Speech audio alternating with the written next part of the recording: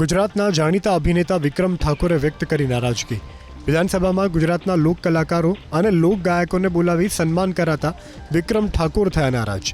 ઠાકોર સમાજના આગેવાન નવઘણજી સાથે સોશિયલ મીડિયા પર લાઈવ દરમિયાન વિક્રમ ઠાકોરે નારાજગી વ્યક્ત કરતા કહ્યું કે તમામ સમાજના કલાકારોને ગાંધીનગર બોલાવી સન્માન કરાયું, પરંતુ ઠાકોર સમાજના કલાકારોને ન બોલાવાયા તેનાથી મને દુઃખ થયું। મને દુઃખ એ થયું કે ચલો મને બોલાવ્યો ના બોલાય એની વાત નથી, પણ મારા ઠાકોર સમાજના ક્ષત્રિય સમાજના ઘણા બધા કલાકારો એવા છે, બહુ સારા સંતવાણી પણ કરે છે, સારું ભજનો પણ ગાય છે, સારું સાહિત્ય પણ કરે છે। ઘણા બધા કલાકારો એવા છે કે જે સારા લેવલ પર છે।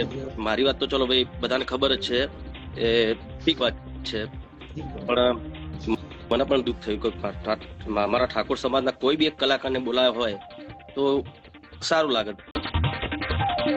વિક્રમ ઠાકોરની જેમ જ પાટીદાર સમાજના લોક ગાયક સાગર પટેલે પણ પોતાની નારાજગી વ્યક્ત કરી। સાગર પટેલે સ્પષ્ટ કહ્યું કે જ્યારે પણ સરકાર બનાવવાની જરૂર હોય ત્યારે પાટીદાર અને ક્ષત્રિય સમાજ આગળ હોય છે, પરંતુ વિધાનસભા બોલાવી અને ન તો કોઈ પાટીદાર કે ન તો કોઈ ક્ષત્રિય સમાજના કલાકારનું સન્માન કરવામાં આવ્યું। બંને સમાજના કલાકારોની અવગણના થઈ છે।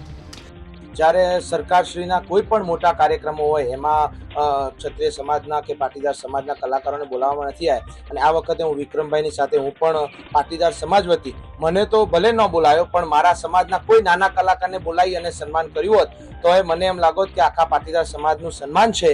વિધાનસભામાં સન્માનના વિવાદ અંગે લોક કલાકાર રાજભા ગઢવીએ કહ્યું કે કલાકારોની કોઈ જ્ઞાતિ કે જાતિ નથી હોતી, તમામ કલાકાર એક હોય છે। આ બાબતને લઈ અને વિવાદ ન થવો જોઈએ। પણ કલાકારની એક વાત પાકી છે, કોઈ જ્ઞાતિ જાતિનો કલાકાર હોતો જ નથી। કલાકારને અમને કોઈ પૂછ્યું નથી તમે ગઢવી છો એટલે ફલાણા છો કે બ્રાહ્મણ કલાકાર છો, બારોટ છો, ઠાકોર છો, તો તમે અમારો પ્રોગ્રામ કરવો છે, કઈ જ્ઞાતિ છો તો કરવો, એવું તો કોઈ ખબર જ નથી હોતી। કોઈ કલાકાર જ્ઞાતિની વાત ન કરી શકે।